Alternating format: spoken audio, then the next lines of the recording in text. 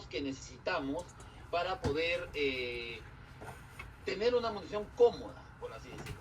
Definitivamente, doctores, vamos a tener distintas situaciones que van a complicar quizás nuestra monitorización. Creo que en algún momento les he hablado o he comentado alguna experiencia de que los procesos anestésicos en los cuales involucren, por ejemplo, en oftalmología, para mí, a mi criterio, son bien complejos, porque son procesos que normalmente, una vez que uno arma todo y se coloca todos los campos sobre el paciente, a pesar de ello también utilizamos un tipo de anestesia totalmente distinta, se coloca pues un microscopio que invade casi todo y luego de eso el oftalmólogo no te permite tocar nada, ¿no?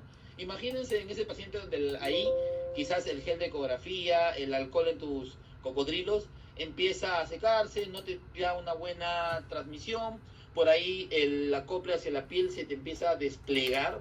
Te voy a poner mi cámara porque quizás haga algunos gestos con la mano y es importante que puedan observarlo. Ya. Va a haber algunos procesos, como les mencionaba, doctores, en los cuales voy a estar sumamente limitado en lo que voy a realizar, cuando ya tengo ya todos los cables metidos dentro de ese paciente, ¿no? Oftalmología. Otro proceso que puede ser algo incómodo son los traumatológicos, cuando por ahí amerita, pues debido al proceso, hacer ciertos movimientos que limiten mi monitorización, ¿no? Otros factores que vamos a tener, y deben anotar esto, por favor, lo que estoy hablando, ¿ya? Es las pinzas quirúrgicas, por ejemplo, de los cirujanos, de los traumatólogos, cuando tomen contacto con nuestros cocodrilos del ECG, nos van a alterar totalmente la monitorización, ¿no? Ese pulsoxímetro, hemos hablado, creo, les he mencionado, de que cuando el cocodrilo está nuevo, del pulsoxímetro genera cierta presión del lecho vascular, no voy a tener un número real de saturación, ¿no? Entonces, esas limitantes son cosas que normalmente no las vamos a ver en un libro, quizás se van a transmitir por la experiencia del anestesiólogo, ¿no? Estas cosas se ven en el día a día clínico como tal, ¿no? Otro factor importante es los equipos que vamos a utilizar. En monitorización, al menos siempre tengo bien claro de que debemos invertir lamentablemente en buenos equipos. Si quieres una monitorización eficaz, tranquila, quieres estar tranquilo durante tu proceso anestésico, invertir en equipos es algo básico, ¿no? Va a haber, lamentablemente, para todas las economías, podemos tener multiparámetros con estos 6 parámetros de a precios muy cómodos, los chinos, como tenemos también equipos chinos, pero de alta gama, de calidad, ¿no? Que sí nos van a poder dar una lectura en una gran mayoría de especies, ¿no? También tenemos por ahí algunos equipos americanos que hoy en día también no se quedan atrás y nos monitorizan la gran gama de especies en la medicina veterinaria, ¿no? Lo ideal es tratar de entender a poquitos y poder aplicar las técnicas de monitorización básica en caninos y felinos, ¿ya? Vamos a tratar de desenvolver cada punto como tal, a manera que podamos profundizarnos en cada uno y tener los puntos claros, ¿no? Yo siempre he mencionado que uno tiene que aprender a tratar de identificar lo basal, o sea, lo normal. Una vez que en el día a día logras identificar lo normal, cuando empieces a ver las alteraciones, ya sea en el ECG, en la saturación, tanto en la presión arterial, temperatura, podemos de esta manera poder prevenir eventos, ¿no? Hay que tener presente que la monitorización sirve para prevenir eventos, ¿no? No vamos a esperar la falla cardíaca como tal, así la parada fulminante para pensar en hacer algo, ¿no? El multiparámetro, yo siempre he dicho, te va avisando. O sea, un paro cardíaco es un proceso que no se da de manera fulminante. Hay una bradicardia previa. Hay cambios en el electrocardiograma que te van a ir indicando que ese corazón no está caminando o yendo bien, ¿no? Así que hay que tener eso presente, alumnos, ¿ya? Bueno, las preguntas básicas, ¿no? Ya hemos desenvuelto más o menos a qué podemos considerar la monitorización y qué monitoriza, ¿no? Podríamos considerar que la monitorización es justamente toda esa información que tenemos del paciente a través de nuestro multiparámetro, ¿no? Para la intención de tratar de prevenir eventos no deseados, ¿no? Hoy en día podemos monitorizar, sinceramente, casi todas las especies, de las más chiquititas, por ejemplo, podríamos hablar que podemos monitorizar tranquilamente teniendo parámetros básicos en un canario de 25 gramos, como un megavertebrado, una jirafa, un elefante, como tal, ¿no? Hay métodos y formas para poder monitorizar. Claro está que los animalitos más chiquititos van a ser un total dolor de cabeza porque quizás no tengamos una gran amplitud de parámetros de monitorización, ¿no? En un canario quizás tengamos saturación, SG, si por ahí A o B la máscara nos permite lectura con el canógrafo, canografía, ¿no? Y algo de temperatura. Estamos mucho más limitados a cuando sigamos hablando y podemos hablar hoy en día de monitorización un poquito más avanzada, ¿no? Que existe y que se realiza en la medicina de perros y gatos. La monitorización es el registro de valoración de parámetros que nos brinda nuestro paciente, ¿no? Ya sea sensorial, avanzada, lo cual tiene como objetivo dar una adecuada perfusión, oxigenación de tejidos, medir el nivel de inconsciencia y el control del dolor, ¿no? Previniendo posibles complicaciones, lo que les había hablado. Esto previene eventos no deseados. ¿Cómo podemos quizás, mediante nuestro multiparámetro, alguien tiene idea de poder tener poder saber si es que el nivel de inconsciencia del paciente es el correcto, si hay dolor, por ejemplo, o si la perfusión de oxígeno es la correcta? Mediante la frecuencia cardíaca. Mediante la frecuencia cardíaca, ¿cómo podríamos mencionar que este paciente quizás está sintiendo nocicepción, porque no es dolor? Bueno, una vez en un proceso de una OVH,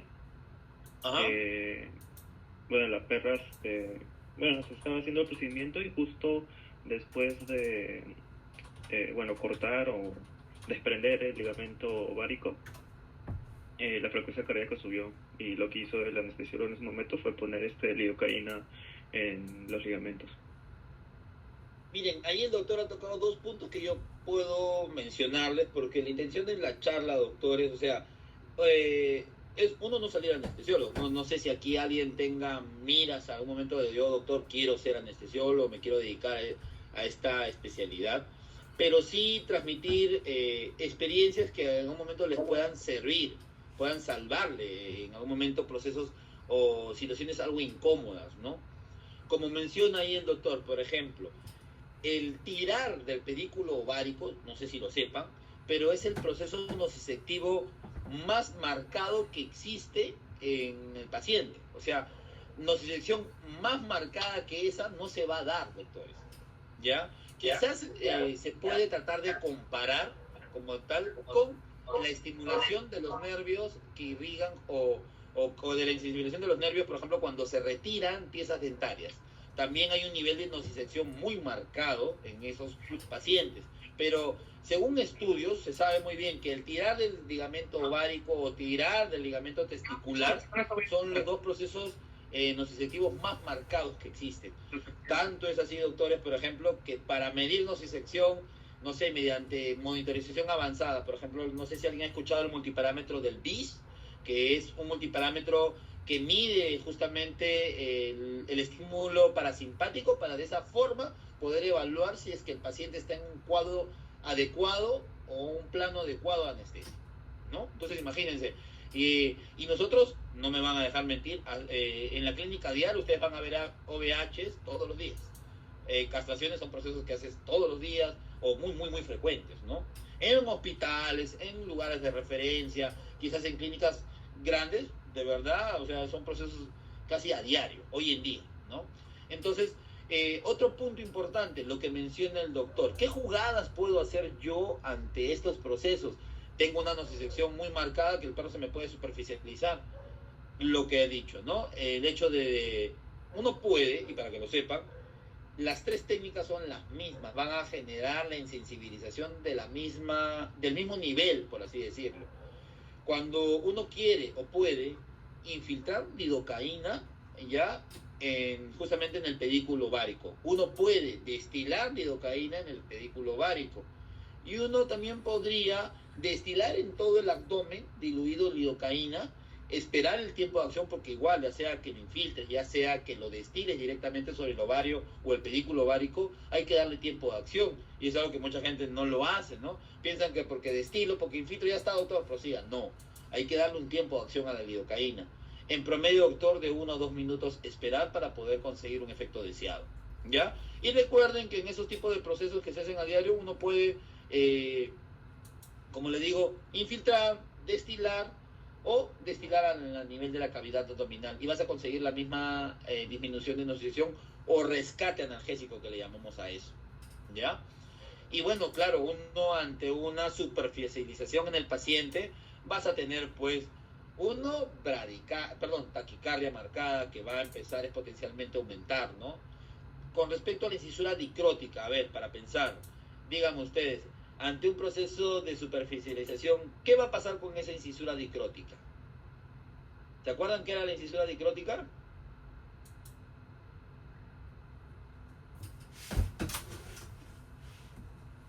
Retrocedamos un poquito, ahí tenemos al doctor mirando la saturación de oxígeno, ¿se acuerdan, verdad?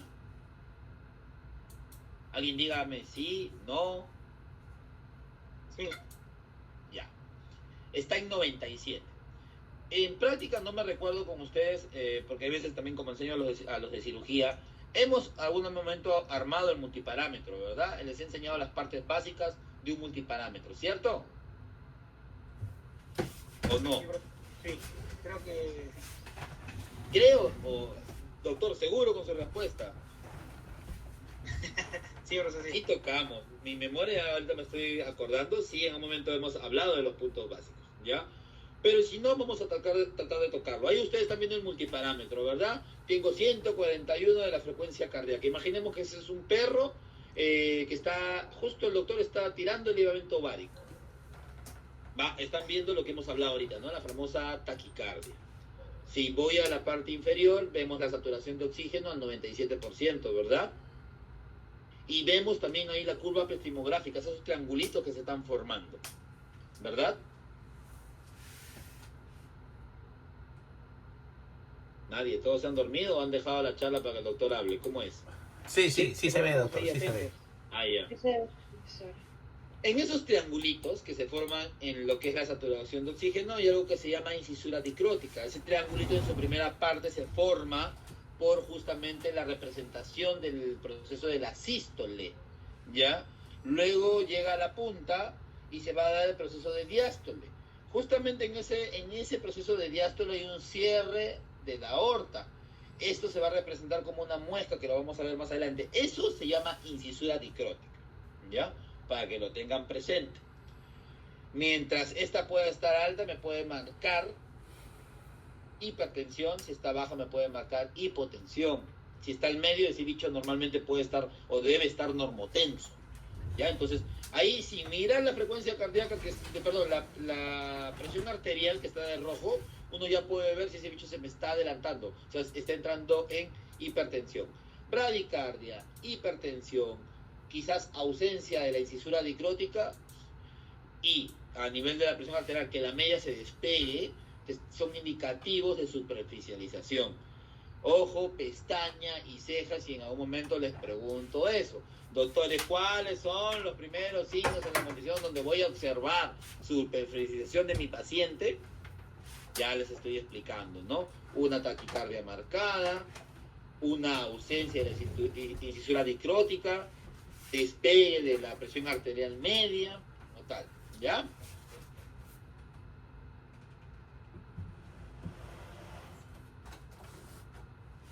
¿Qué monitorizo? Lo básico: frecuencia cardíaca, frecuencia respiratoria, la saturación, la presión arterial, el ECG y la capnografía. Cosas mucho más complejas, doctores. Tenemos ya la medición de gases arteriales, la presión venosa central y la presión arterial invasiva. ¿En qué pacientes yo voy a utilizar estos métodos complejos? A ver, díganme. ¿A quién cree que le voy a destinar esta monitorización más compleja? ¿Al ASA1?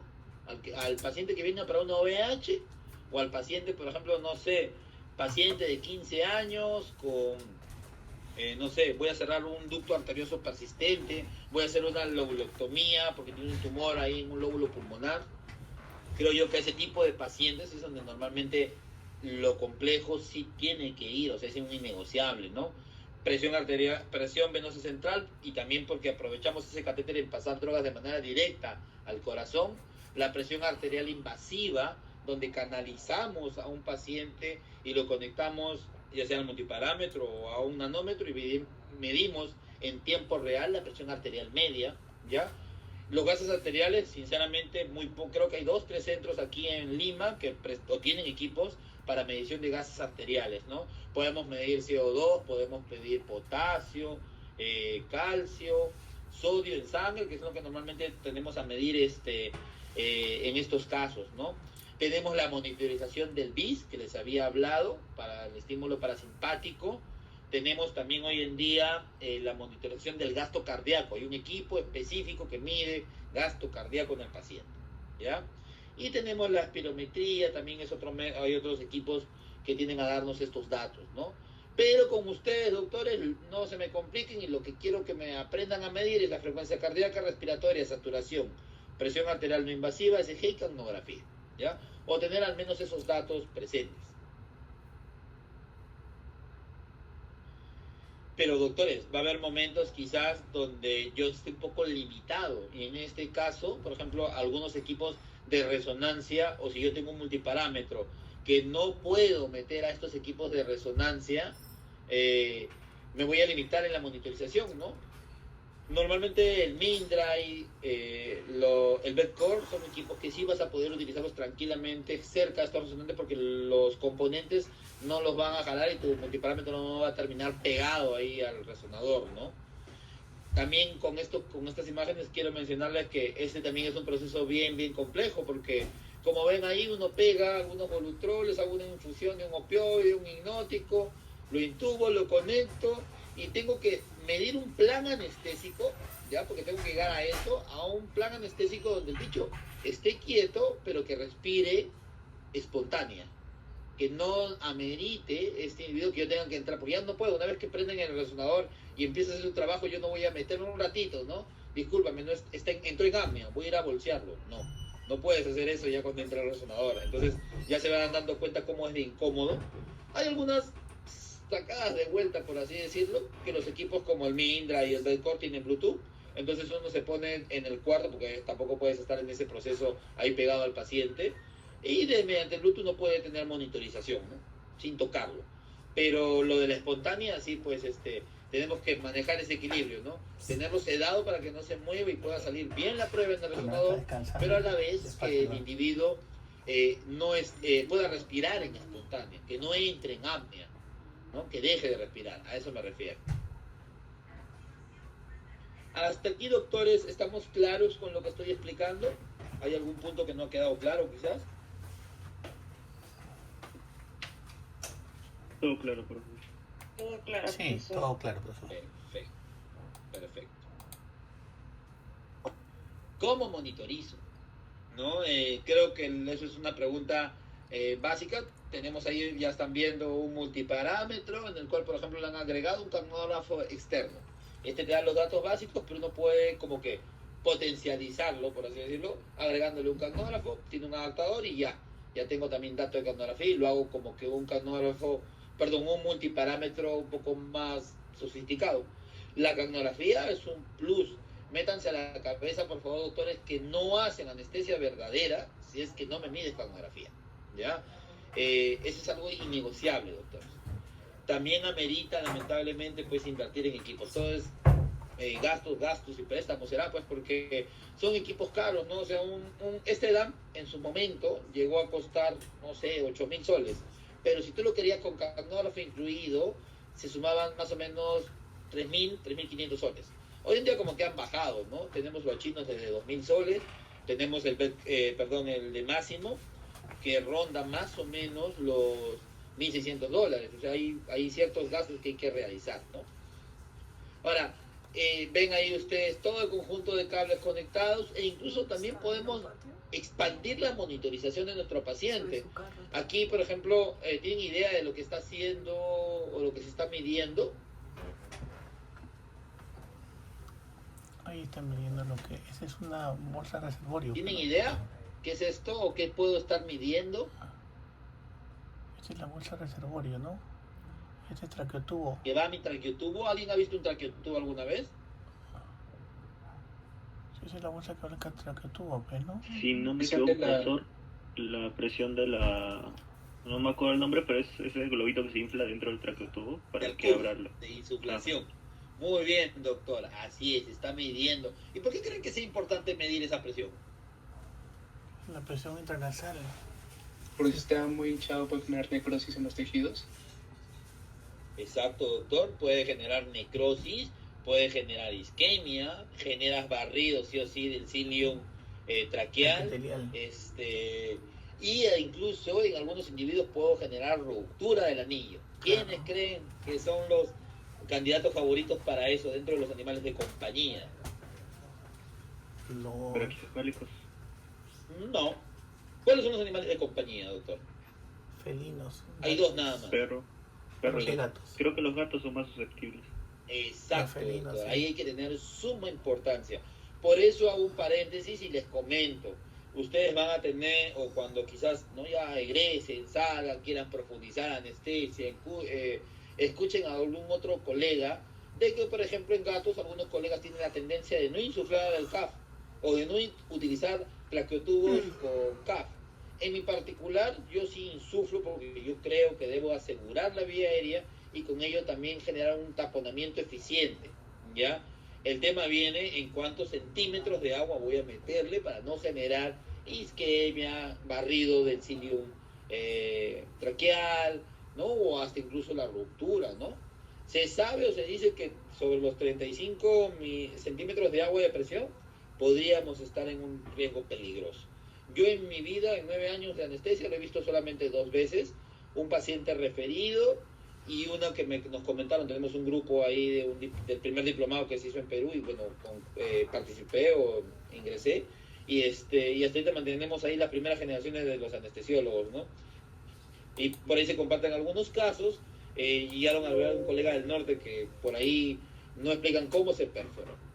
Tiene o él menciona que posiblemente como era un paciente que hicieron resolución traumatológica, lo movía mucho, la sala de rayos X estaba abajo y mencionan que en el transporte puede ser que haya hecho un giro el traqueotubo porque perforó. Ese gato vino hinchado como un globo porque tenía un enfisema, que es la primera característica que vas a observar, ¿no? Cuando hay ruptura del anillo traqueal. Se hizo un enfisema terrible en todo el cuello, la cabeza, el lomo. ¿Qué es un Si enfisema? hablan, abajo se va a escuchar acá.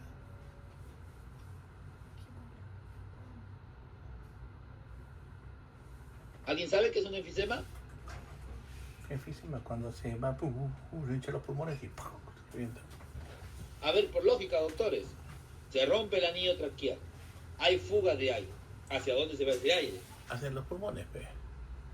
Es el ingreso del aire a tejidos donde no debería haber Que aire. normalmente, ¿cuál va a ser el tejido? Subcutáneo, ¿ya? Ese es el que le va a gustar colocarse y, bueno, lo vas a ver al gato inflado como un globo, ¿no? Entonces, esas son las dos experiencias. Comento siempre esto, mucho cuidado. Ese equipo de aquí, doctores, no es caro, ya lo importan por Temo, por Ali, y de esa forma nunca me van a romper una tráquea de un gatito. De esa forma nunca me van a terminar con un perro con mucha tos. Por ahí que te comenten en el post quirúrgico, doctor, es normal que vea ese reflejo de oxígeno bien marcado, quizás cuando saco a pasear porque tiene correa, o cuando lo toco en esa zona, ¿ya? Normalmente es porque me presionaron demasiado por ahí el traqueotubo, ¿ya?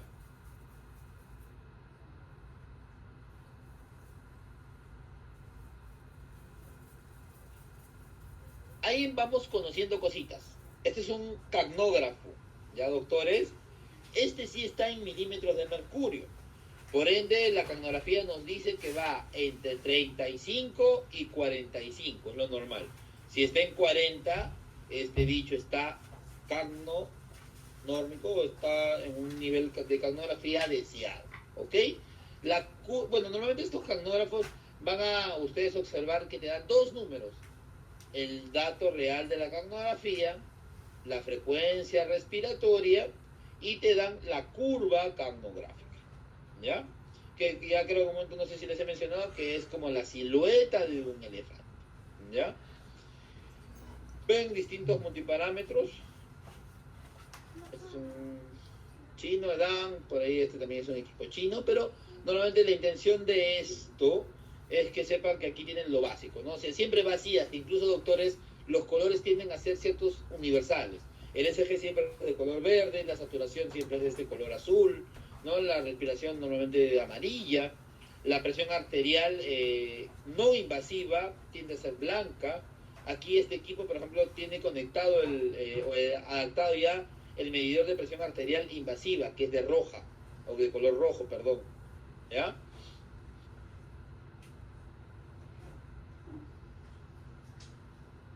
Siempre se habla, y no sé si se los he mencionado, pero métanse a la cabeza.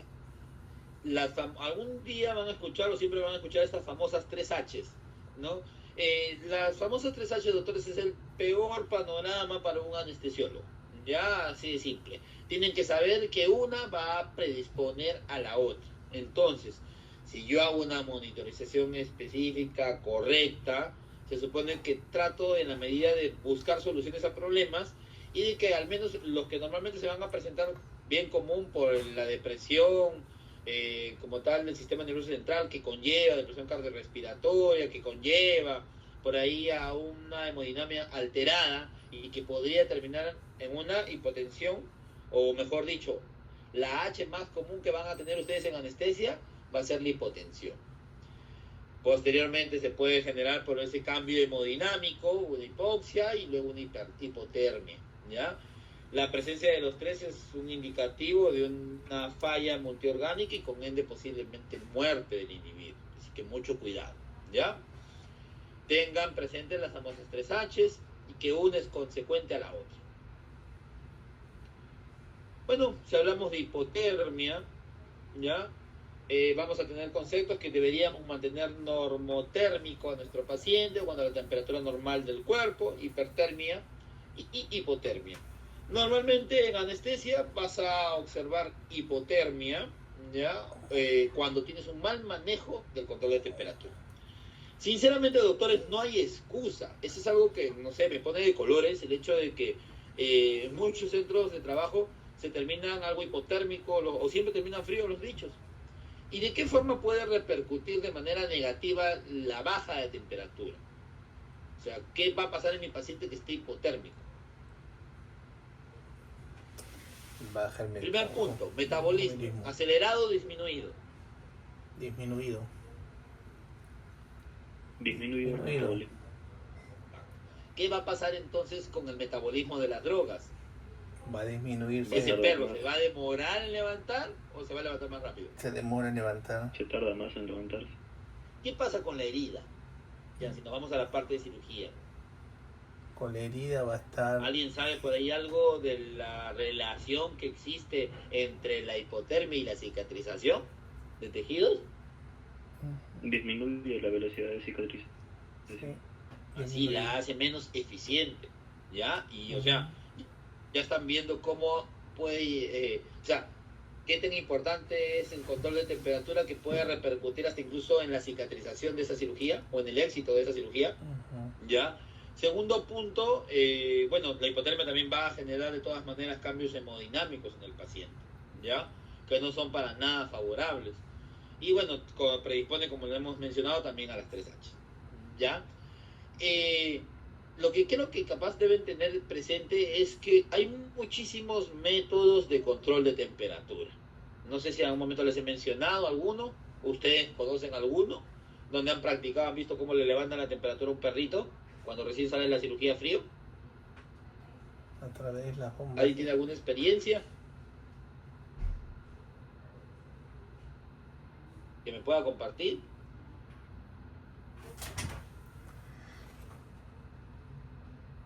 En mis tiempos lo que hacíamos era usábamos bastante las bolsas de agua, ¿no? Las bolsitas de agua caliente.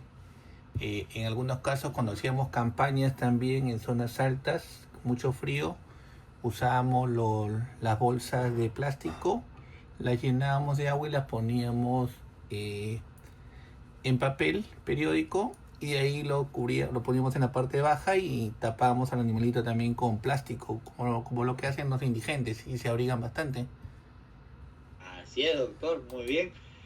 Lo que dice el doctor es verdad, creo que el primer método casero van a ser los famosos guantes de agua, las bolsas de agua caliente, o como dice el doctor, ¿no? Tratar de acoplar el papel. Pueden utilizar estas que vienen los productos en estas bolsitas antiestrés que presionan estas burbujitas. Son unos aislantes muy cómodos, muy buenos para controlar temperatura. El hecho, doctor, es que ustedes puedan poner en las extremidades medias de humano que cubran las extremidades distales de sus pacientes, también ayuda a mejorar el control de temperatura. No tengo eso a la mano, tengo papel aluminio, forro las extremidades distales y de esa forma también tengo algo de control de temperatura. Están también hoy en día, pues algunos, quizás ahí el doctor no me va a dejar mentir, la utilización de las secadoras de aire caliente, porque también es un plus, estimulan el sonido, el aire caliente, como que también ayuda a despertar a ese paciente. Lo levanto en temperatura y lo estimulo, ¿no? Están los focos, estos rojos, que parecen octopus, porque eran como 8 focos que venían en un brazo, ¿ya? El único problema con ello es que yo no lo utilizaría o no lo recomiendo tanto estos focos de calor, los focos de cerámico y también los calefactores, por ejemplo, para procesos de cesárea. Prefiero utilizar otros métodos. Reseca mucho el aire, un pulmón inmaduro, y encima a algunos no sé por qué se les ocurre hacer esto de poner el calefactor de manera directa al paciente, ¿no? Pero doctor, he puesto mi mano, solamente llega el aire tibiecito, pero no sabes lo increíble que le está resecando las vías respiratorias a ese perro, a ese neonato que acaba de, con un pulmón inmaduro, llegar a este mundo, ¿no? Ya lo están mandando de nuevo con San Pedro. Entonces, mucho cuidado. Y con los focos estos de rojo, como tal, esa luz roja, en pacientes que no han terminado de despertar bien y que no tienen un buen reflejo palpebral, te puede terminar generando úlceras. Así que mucho cuidado. Y si hablamos de hipertermia, doctores, en algún momento nos podemos ir hacia el otro extremo. ¿Tiene alguien alguna idea? O sea, ¿pasa normalmente en los procesos quirúrgicos hipertermias? ¿Saben ustedes o alguien ha escuchado de alguna droga que, por ejemplo, pueda generar un cuadro de hipertermia?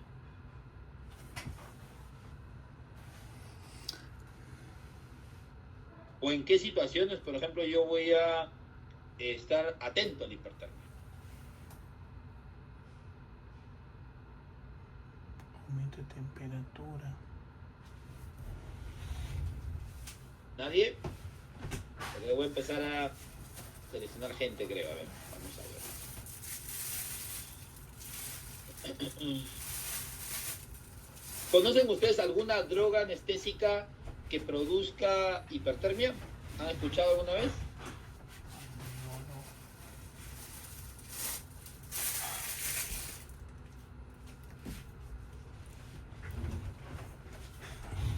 ¿Puede ser isoflurano, profesor? No, no es el isoflurano.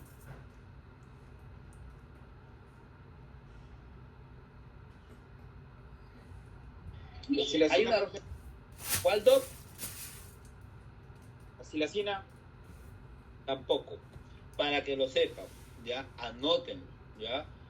Existe una droga que se le atribuye que puede llegar a generar la famosa hipertermia maligna, ¿ya? ¿Por qué se le llama famosa hipertermia maligna? Porque una vez que se desencadena, de verdad que con ningún método habitual vamos a lograr conseguir, pues, bajar esa temperatura de ese paciente. Se le atribuye, por ejemplo, que puede generar en algunos casos hipertermia maligna los disociativos, como la ketamina. Y normalmente se le atribuye esta a tener mucho cuidado con los perros peruanos sin pelo, y también con los cruces de coli, mucho cuidado también por ahí con los nórdicos, ¿ya?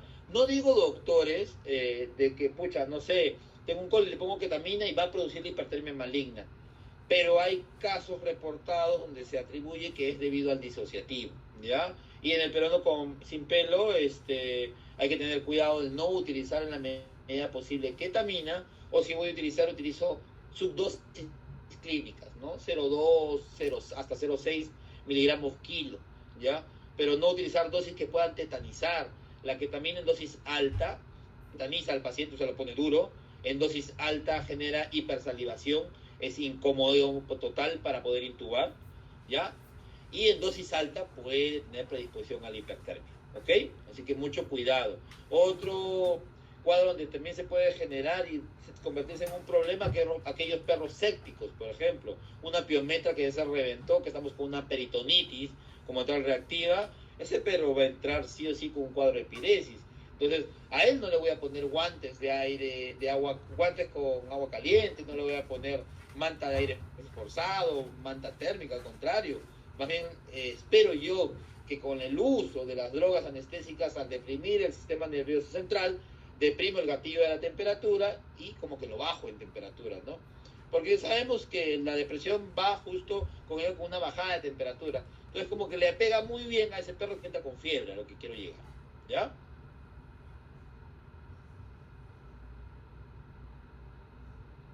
Tenemos ahí parámetros de algunos autores que mencionan, no sé, los rangos, ¿no?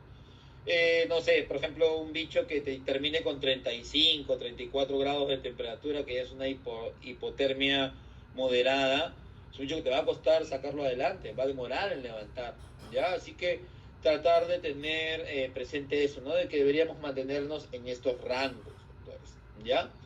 Ahora, nadie me pregunta, nadie participa, pero nadie me dice, doctor, ¿y cuál es el medio más eficiente para mantener temperatura? ¿Alguien lo sabe?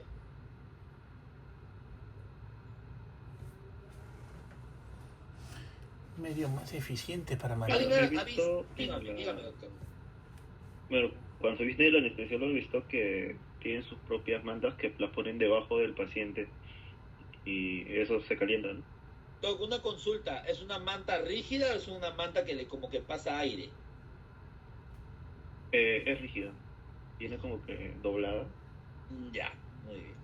Así es, lo que menciona el doctor, durante muchísimos años, ¿ya?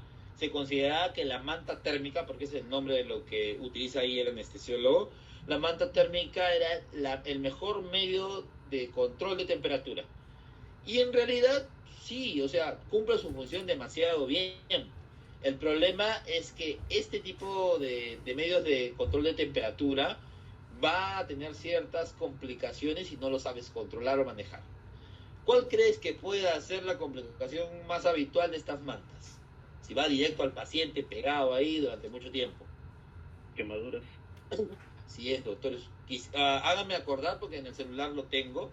Hágame acordar cuando estemos en práctica, mostrarle imágenes de lesiones por quemaduras o lesiones generadas por quemaduras por manta, ¿ya? Para que vean lo complicado. Tengo un caso muy bonito de un American Bully, ya que fue para una OVH electiva a una clínica y la recuperación se les ocurrió poner la manta térmica al perro lateralizado, encima, bueno, sin anestesiólogo, sin nada, ¿no? Lo hicieron un clínico como tal, pero se demoró con más de 45 minutos en levantar, la manta al máximo y de lateralizado. O sea, lo que quiero llegar es que en el transcurso de la siguiente semana se le había caído la mitad del lomo. Así, literal. A ese perro se le hizo injerto, fracasó el injerto, a la larga se curó por segunda intención, se mandó con derivación con el especialista de manejo de heridas. Estamos hablando de 4 meses más o menos, doctores, para poder curar o poder recuperar, pues, ¿no? Lo que en un momento era literal, del todo el lomo se habrá caído, pues, sin mentirles, el 60-70%, para que vean qué complicado o a qué podemos llegar con estas mantas, ¿no? Pero siempre restricciones, ¿no? Paciente totalmente planchado, no lo voy a poner sobre esa superficie. Paciente en recuperación, le doy un espacio de manta y un espacio donde no coloca la manta, porque si empieza a sentir a quemarse ahí, va a irse al otro lado, pues. Tiene un lugar donde escapar de esa fuente de calor a lo que quiero llegar, ¿ya? Entonces, mucho cuidado ahí con las mantas. Y resulta ser el medio de contención más eficiente la manta de aire forzado. Anotar eso también, por favor, ¿ya? La manta de aire forzado es igualita a la que usted menciona, doctor, pero cursa, no es una resistencia que calienta como la que has mencionado, sino en este caso es una circulación constante de aire caliente, ¿ya? De esta forma no genera mayor complicación, lo único que siempre hay que cerrar los ojitos para que el aire caliente no genere por ahí alguna lesión a nivel corneal, ¿no? Pero de ahí es muy buena para mantener el paciente SUSI durante muchas horas sin generar lesiones o quemaduras, ¿ya?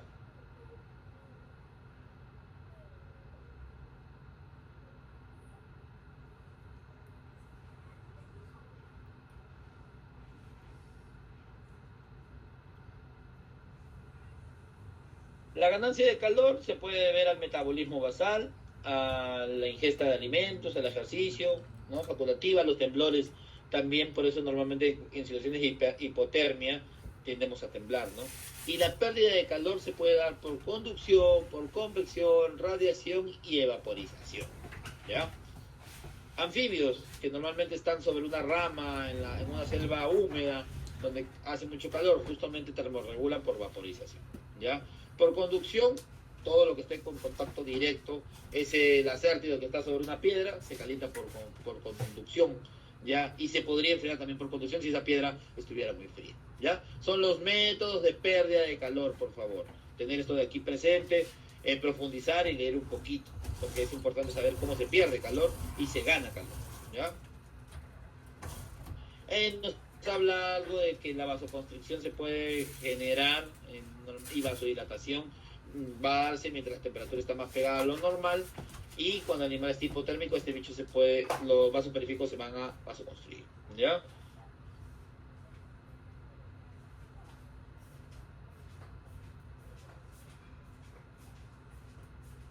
Hemos hablado algo del calentamiento, el precalentamiento. Esto es algo, por ejemplo, importante que yo utilizo en los exóticos, ¿ya? Normalmente en ellos, le comento, por ejemplo, un caso que hace poquito he tenido de un hámster que tenía una hemometra y tenía un quiste ovárico. Menciono que el bicho se murió en el postoperatorio, pero en la condición en cómo llegó, y bueno, y también por la intención del propietario, se trató de hacer lo mejor posible por él, ¿no? Me sorprendió mucho, sinceramente, de que siquiera haya sobrevivido al proceso anestésico. Igual si no hacíamos nada, se iba a morir, ¿ya? Estaba con una hemometra, es un hámster de 200 gramos. 3 días perdiendo sangre, llegó con nosotros a la clínica, se le hicieron las pruebas complementarias, nos encontramos ante un animalito que ya estaba hipotérmico, en una condición tambaleante o débil, con una gran pérdida de sangre, con las mucosas totalmente blancas, ¿ya? Ese, por ejemplo, tipo de pacientes normalmente preparamos glucemia, algún suero destrozado para tratar de levantar la glucemia, y en el caso de la temperatura lo metemos un tupper y a la mata de aire forzado, porque está hipotérmico debido justamente a esa gran pérdida de sangre, a la condición patológica que tienen, ¿no? Entonces, un método de precalentar es justamente meterlo a la manta de aire en un medio contenido, meterlo a un kennel con un calefactor para también tratar de levantar la temperatura, ¿no? Eso sí, también no irnos a los extremos. Por ejemplo, no es una buena idea en un lagomorfo hacer esto de meterlo en un ambiente cerrado y con un calefactor. Son animales que respiran por nariz, son animales altamente estresables, son animales que rápido más bien van a generar un golpe de calor en vez de ayudarlos, ¿ya? Así que mucho cuidado con eso. La hipotensión también es otro cuadro muy habitual que se tiende a generar. Casi todos los fármacos usados en anestesia son hipotensores. Con mayor características, y también anotar, van a ser los opioides y los alfa, doctores, ¿ya? Son fármacos que normalmente tienen esa característica de generar hipotensión, ¿ya? La hipotensión genera hipoperfusión tisular y eso no es bueno, ¿ya? Es por eso una de las características típicas, por ejemplo, del uso de alfa, para que también lo sepan, es que cuando uno utiliza alfas, al generar esta hipotensión como tal, vas a ver un color de mucosa característico. Igual en la parte práctica, cuando ya nos toque la MPA, la sedación, ustedes se van a percatar o se van a dar cuenta de cómo cambia el tono del tejido del belfo del paciente cuando usas una silacina, una dexmedetomidina, una medetomidina, que son alfas, ¿no? Agonistas. ¿Es importante identificar el motivo de la hipotensión? Definitivamente que sí, doctores, ¿ya? Ojo, pestaña y ceja. La hipotensión se puede, o mejor dicho, que un paciente te responda, o para tratar de sacarlo de este cuadro, vamos a tener pacientes que se les llama respondedores a fluidos, y aquellos que no sean respondedores a fluidos y que ameriten utilizar una droga que aumente la presión arterial, ¿ok? Normalmente cuando tengo yo una situación de hipotensión, lo primero que debo de pensar es que mi paciente debería ser un respondedor a fluidos. Para esto, doctores, y anotarlo, utilizamos un bolo de fluidos que va de 10 a 15 ml por kilo. Hacemos ese flushing y medimos de nuevo presión. Si el paciente era un respondedor a fluidos porque queríamos o hemos logrado mejorar la precarga, ya mediante este aumento de fluido en el lecho vascular, justamente vamos a obtener un aumento de la presión. Pero si a pesar de que hice un flushing con un bolo como tal para aumentar el contenido en el lecho vascular y buscar el aumento de la presión, no consigo este efecto, tengo que buscar que posiblemente se deba a la contractibilidad, a la precarga, al cierre de los vasos posteriores que salen del corazón, y por ende voy a tener que utilizar ya sea drogas vasotrópicas, dobutamina, adrenalina, dopamina, ya que son norepinefrina, efedrina, fenildefrina, que son drogas que normalmente tienden a elevar la presión arterial. Algunas de las que yo acabo de mencionarles no solamente van a elevar la presión arterial, sino que también te van a aumentar la contractibilidad, te van a aumentar por ahí la precarga, algunas van a generar una dilatación de los vasos posteriores a la salida del corazón, y así, ¿ya? Entonces, ahí hay que saber también qué droga, o tratar de elegir justamente en la conveniencia de mi paciente, ¿ya? Qué droga yo voy a elegir, o cuál va a ser la más adecuada para solamente levantar la presión arterial. Tenemos hoy en día una que se llama el Vasopres, ya es bien común, es una ampolla, se utiliza 0,1 miligramo kilo, normalmente este 0,1 miligramo kilo se carga, se diluye y se pasa como bolo de carga y mido presión. Si logro levantarla, suficiente. Si no, preparo un cóctel, donde normalmente en un sachet de 100 ml utilizo una ampolla y eso lo plazo a fluido constante hasta lograr levantar la presión arterial, ¿ya? Es muy bonita el Vasopres, no es tan cara, antes sí era cara, hoy en día puedes conseguirla, son ampollas individuales y salva vidas, ¿ya? Así que a sumarla en el anaquel siempre, aquellos que tengan un negocio de veterinaria, siempre es bueno, no solamente por la anestesia, cuando tengan pacientes hipotensos por condiciones virales como parvo, por situaciones, no sé, de hemoparasitosis y quiero levantar presión arterial, esa droga debe estar en nuestro anaquel, ¿ya? Tenemos ahí la famosa presión arterial sistólica, presión arterial media, la presión arterial diastólica, ¿ya? De estas, la presión arterial media es la que más me interesa, porque refleja justamente la oferta de sangre a los tejidos. Es una medida de la presión sistólica y diastólica, una media de estas dos, ¿no? Y generalmente, como les he enseñado, se debe mantener sobre los 60. Lo ideal es que esté siempre entre 70 y 100 centímetros o milímetros de mercurio, perdón, ¿ya? Y por favor, en la sistólica, que nunca les he dicho ya, que nunca baje de 100, ¿ya? ¿Cómo medimos la presión arterial media? Acá tenemos la fórmula. Algunos de manera más rápida dividen la sistólica más diastólica entre 2 y también con quién es la media.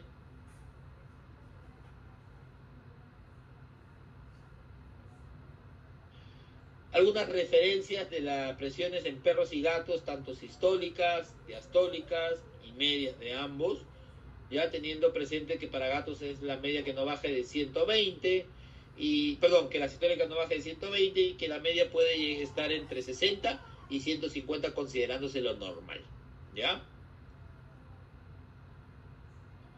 Medir los tiempos, doctores. Si yo voy a poner un bolo generoso de propofol porque ese bicho se me estaba superficializando, por ejemplo, es lógico después de los 60 segundos, cuando el propofol ya hizo efecto deseado, que si yo mido la presión arterial, la voy a tener hipotensa porque sé que es por efecto del propofol o del hipnótico, ¿ok? Por favor, que programar su multiparámetro para que al menos cada 3 minutos como mínimo tengamos medición de presión arterial, ¿ya? En los ASA 1 yo sugiero quizás cada 5 medir la presión arterial, ¿ya? O cada vez que vaya a colocar alguna droga en específico. Tenemos el corazón y el ECG, en donde se representa normalmente un impulso nervioso, ¿no? Ustedes ya han visto de manera perfecta, creo yo, fisiología, y si no, a repasar, porque eso se ve en fisiología, pero normalmente ese impulso está diseñado normalmente por la onda P, Q, R, S y T, ¿no? La onda P es la despolarización atrial, el intervalo PR, ¿no? Se va a dar por el tiempo de demora en impulso sinusal hasta iniciar la despolarización, y así el segmento PR tiene un tiempo fisiológico de retraso que se sufre el impulso a paso por el nódulo atrioventricular, ¿no? La despolarización ventricular se da justamente entre el complejo QRS, justamente por eso es importante medirlo. El segmento ST evalúa la fase plato de potencia de acción y la onda T, la repolarización ventricular, ¿no?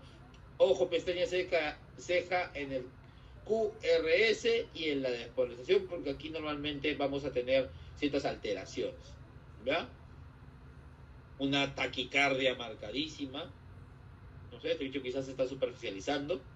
Este es un equipo con TEC, uno de los primeros que llegó a Perú. Yo todavía tengo ese con el que yo inicié. De verdad que es un gran guerrero, ya, porque para lo que cuesta, de verdad que da una calidad de monitorización quizás estándar a superior, ¿no?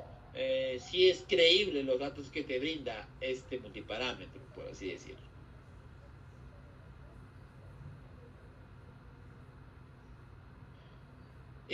Un animal rítmico, ¿ya?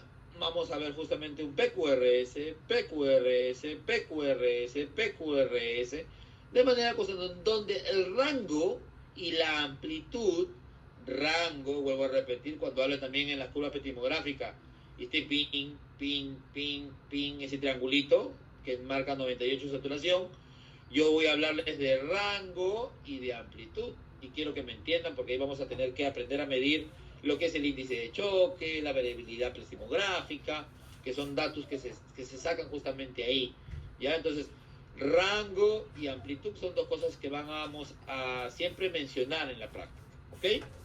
Y un arrítmico normalmente producto, por ejemplo, este es un típico cuadro que se tiende a generar en un bloqueo atrioventricular de grado 1 a grado 2, ¿ya? Donde es PQRS, PQRS, PQRS, pausa. PQRS, PQRS, pausa. PQRS, PQRS, PQRS, pausa. Normalmente esos son los famosos bloqueos atrioventriculares, ¿ya? Que se generan por el uso de los alfas, de la silacina, de la dexmedetomidina, de la medetomidina, y es normal observarlo. Si uno conoce la droga, si uno conoce el efecto de la droga, es lógico, doctores, que cuando yo vea este bloqueo atrioventricular, no me tengo por qué asustar. Al contrario, me siento y disfruto. ¿Ya? Porque es algo que yo ya sé que es predecible porque he utilizado un alfa. Ahora, si no lo veo, si yo no utilicé un alfa y se me empiezan a generar bloqueos, claro está que tengo que ver la forma de corregirlo. Para ambos casos, un bolo de lidocaína de 2 miligramos kilo es la resolución a tu problema de tu bloqueo, ¿ya? Jamás, doctores, y también tenerlo presente y anotarlo, no podemos permitir que un bloqueo atrioventricular de grado 2 se convierta en un bloqueo atrioventricular de grado 3, porque luego de eso sigue una arritmia y luego una falla cardíaca, ¿ok? Entonces, ahí vemos el desencadenante de lo que va a ser una falla cardíaca o un paro cardíaco si es que no le presté atención a mi multiparámetro.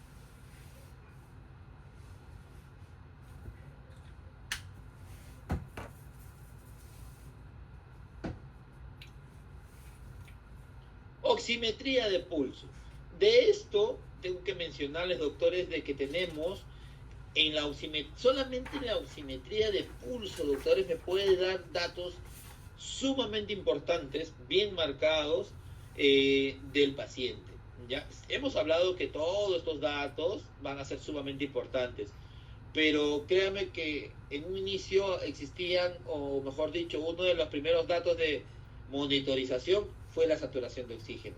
Como la monitorización en esos años era tan limitada, tener al menos pulsometría, o cuando se inventó la pulsometría, cambió el panorama de la monitorización. O sea, empezamos a tener ciertas cosas. Por ejemplo, doctores, he hablado de la famosa incisura dicrótica, que si está alta me puede decir de que estamos en una hipertensión, si está baja en una hipotensión.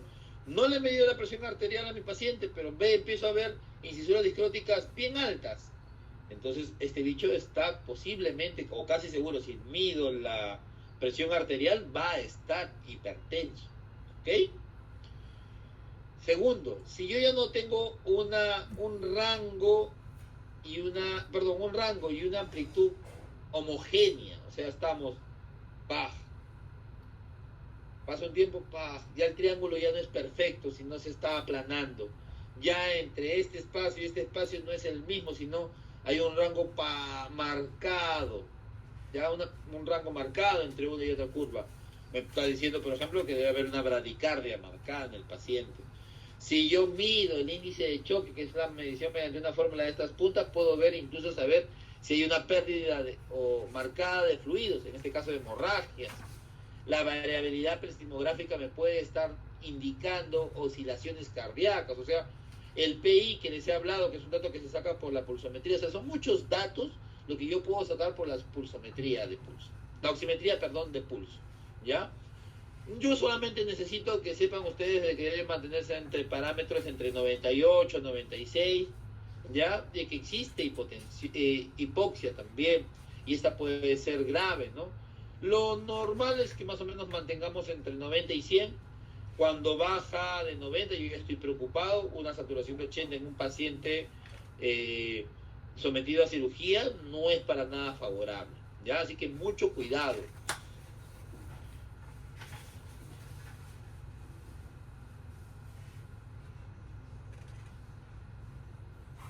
La curva epistemográfica permite analizar de forma no invasiva algunos parámetros hemodinámicos.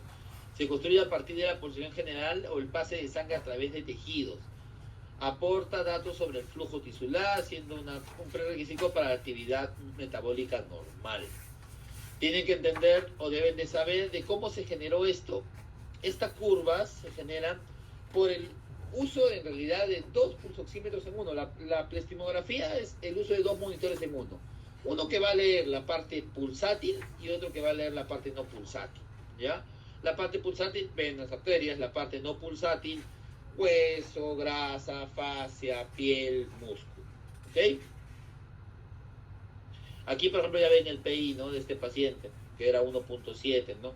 Están viendo la saturación e incluso ustedes pueden observar la frecuencia cardíaca calculada en el algoritmo de la plastimografía. O sea, miren cuántos datos nos brinda, ¿no? Acá lo que les estaba hablando, la rama ascendente es la sístole ventricular, la rama descendente es la diástole, y esta incisura dicrótica representa el cierre de la válvula aórtica, ¿no?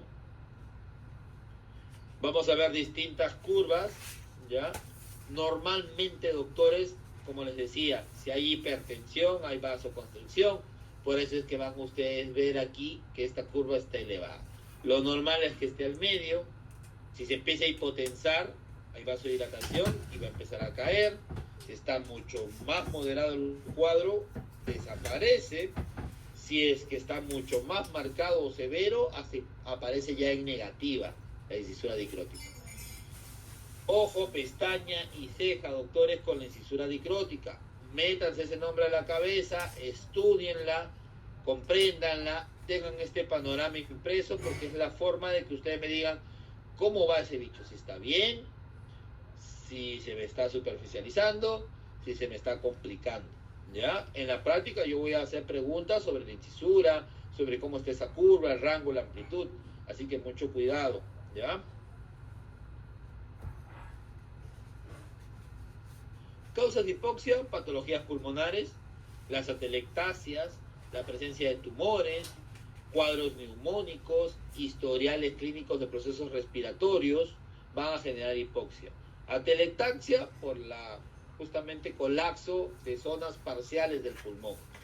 Presencia de tumores porque al haber un tumor en un lóbulo pulmonar, si un pulmón sano respira al 100% con la presencia de tumores, y si ese tumor es grande, quizás se reduzca la capacidad, algo que se llama capacidad pulmonar, en un 80, en un 70%. Si ha habido una neumonía y toman una placa y tienen patrones intersticiales, mixtos, bronquiales, significa que no va a haber un buen intercambio alveolar, ¿ya? Aumento de la presión abdominal, lógico, o eleva el diafragma, comprime pulmones, y de qué forma se puede distender. Hipertermia también genera hipoxia, hipotermia también y la hipotensión, ¿ya? Entonces, por ahí pueden buscar caminos de cuál puede o qué cosas pueden generar hipotensión. Si yo pregunto en el parcial causas de hipoxia, me describen todo esto, ¿ya?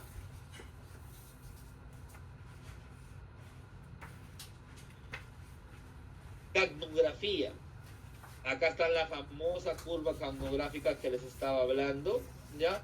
En resumidas cuentas, esta parte de la curva de elevación va a representar la exhalación, porque recuerden que el capnógrafo, mediante un infrarrojo, mide los niveles de CO2 exhalados por el cuerpo. Entonces, cuando el individuo exhala, pasa por el capnógrafo y mide qué cantidad de CO2, ¿no? Es óptima, ok. Luego viene algo que se llama pausa inspiratoria. La pausa inspiratoria va a representarse mediante esta meseta, ¿ya? Y luego viene la inspiración. Como empieza a ingresar oxígeno puro o aire ambiental, los niveles de CO2 caen rápidamente y por eso vemos esta disminución de la curva. Luego viene una pausa entre respiración y respiración y de nuevo presentamos la exhalación, pausa inspiratoria, inspiración. Así es como se forma una curva capnográfica, valores normales entre 35 y 45. Tener presente, o mejor dicho, siempre simula como la silueta de un elefante, o se dice las siluetas de una manada de elefantes, ¿no? Que se siguen uno a otro, ¿ya? Capnografía, ¿cuándo va a aumentar? En hipoventilación, porque no sale el CO2, se empieza a acumular y cuando lo haces ventilar, sale tanto CO2 que el capnógrafo está elevadísimo. Aumento del metabolismo, aumento del gasto cardíaco, reinhalación, por eso es importante ahí ver cómo está tu calzonada, los circuitos que estás utilizando, si el gas fresco es quizás inadecuado, los sistemas que les había hablado. Cuando hay cirugías laparoscópicas con el uso de CO2 como aire para distender el estómago. Cuando hay disminución. Cuando el bicho hiperventila. Porque es tan rápido la respiración está que el capnógrafo como que se frustra, se bloquea y no puede captar muy bien el CO2 y lo capta disminuido, ¿no? Disminución del metabolismo también vamos a encontrar ahí. En aquellos bichos con hipotermia, con hipotiroidismo, donde el metabolismo baja, vamos a encontrar un CO2 no tan bueno y no vamos a tener una buena capnografía. Disminución del gasto cardíaco, embolismo pulmonar, efecto de dilución, fuga de gas, aquí el espacio muerto, por eso es importante escoger un buen circuito para nuestro paciente. Y la atelectasia pulmonar, ¿no? Les había hablado en la diapositiva anterior, si hay colapso de zonas pulmonares, no vas a respirar de manera correcta, pues y por eso vas a tener disminución. De nuevo, si pregunto motivos por el cual aumenta o disminuye, los tienen acá, ¿ya?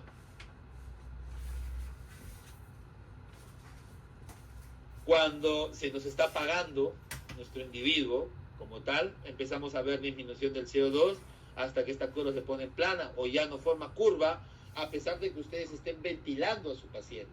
Ya, así que tengan mucho cuidado. Por eso decía que la capnografía es un medio tan importante que no haces anestesia verdadera si es que no tienes un capnógrafo como tal. ¿Ya? Muchas veces esto se puede solucionar con una buena o un cambio de posición del paciente. Un ejemplo, en las aves, el músculo pectoral, esa pechuga, es el encargado de controlar la distensión y la contracción pulmonar, ya, o de la caja torácica, perdón. Si uno lo pone al ave dorso ventral, va a haber una compresión del pecho y esa ave no va a poder dilatar, entonces vamos a tener cuadros de hipoxia. Si cambiamos de posición, corregimos el problema. A eso me refiero con cambio de posición. Aumento del flujo de gas fresco. Quizás no estoy barriendo el CO2 de manera eficiente porque quizás estoy utilizando un sistema de reinhalación y el flujo es muy bajo el calculado y por ende no barro el CO2 y empieza a haber justamente hipoxia. Corregir la hipotensión porque también era un motivo, se acuerdan que lo mencionamos ahí, y comunicación con el cirujano. yo veo disminución de la canografía, observo datos como que bradicardia, como que mi presión empieza a caer, y está justo haciendo, o lo veo el cirujano que ya no me conversa el chisme de la semana, y está súper concentrado, sudando y en lo suyo, algo se le ha soltado, y está sangrando, y normalmente por ese motivo puede generar también hipoxia, ¿ya? Así que qué importante es la comunicación con el cirujano, ¿no? Bueno, yo primero quiero agradecerles porque llevar una charla un sábado a estas horas, de verdad que hay que ser bien valientes. Gracias, se nota el compromiso por querer aprender, ¿ya? Porque hay cierto interés en el curso. Yo quiero resumir que la monitorización, como ven, es algo sumamente importante que hay que realizar antes de querer meter alguna droga anestésica. Entonces, les pido que independientemente de esta charla, repasen un poco de parámetros de monitorización, cuánto es una bradicardia, cuánto es una taquicardia, hipotensión, la presión arterial, ¿no? Por ahí repasen algo de fisiología cardíaca, bloqueos atrioventriculares, arritmias, o cualquier patología rara que puedan ver. Porque estoy grabando acá, por favor, ¿ya? Hay que resumir que la monitorización anestésica nos permite valorar parámetros que no brinda nuestro paciente para tener una adecuada estabilidad hemodinámica. Lo más importante es prevenir eventos. Conocer los cambios de estos parámetros nos permitirá prevenir y actuar ante cualquier intercurrencia o ocurrencia, ¿ya? Así que ese es, creo, el resumen de una monitorización. Prevenir eventos, doctores, ¿ya? Porque sabemos cómo va andando el paciente en la cronología de la cirugía mediante nuestro parámetro, ¿ya? Hasta aquí, doctores, ¿alguna duda? Todo claro, profe. Todo claro. Por favor, volver a repasar porque es una parte básica, chicos, ¿ya? O sea, tener esto demasiado claro, ¿ya? Porque ya nos va a tocar el lunes, tengo que hablar ya de MPAs. Igual, también les vuelvo a pedir, por favor, parezco sus padres, pero por favor, mínimo ir anotándose 3 efectos positivos y negativos de las grandes familias, disociativos, alfas agonistas, hipnóticos, benzodiazepinas, fenotiacinas. Mínimo conocer 2-3 drogas de cada gran familia, sus efectos positivos, sus efectos negativos, opioides también, ¿ya? Miren, les voy a ahorrar una pregunta. Me gusta mucho preguntar la clasificación de los opioides, a leer. Hay opioides que son agonistas, agonistas parciales, agonistas antagonistas, ¿ya? Hay opioides con afinidad a los mu, a los kappa, y tampoco no se las voy a poner tan fáciles, pues, chicos. Así que, por favor, eso es algo que siempre en todos mis cursos o las veces que dicto anestesia, necesito que por sus propios medios me averigüen la clasificación de los opioides, porque a mí me va a gustar preguntar quizás en su final, decirle, doctor, a este perro le puse metadona, ¿podemos ponerle mifentanil en infusión continua? Si no sabes que que hay drogas o opioides agonistas, antagonistas, no me vas a entender lo que te estoy preguntando y quizás me vas a decir sí, no, y yo te voy a preguntar por qué, ¿ya? Así que por favor repasar la clasificación de los opioides. Con esto, con esto termino mi charla. De aquí nos volvemos a ver el lunes. Ya les he dicho que tengan hasta el lunes hasta las 6 de la tarde. Ahorita termino esto y voy a ampliar el panorama para la lectura y el informe, para que puedan entregarlo el lunes máximo 6 de la tarde. ¿Ok? Ok, profesor, gracias.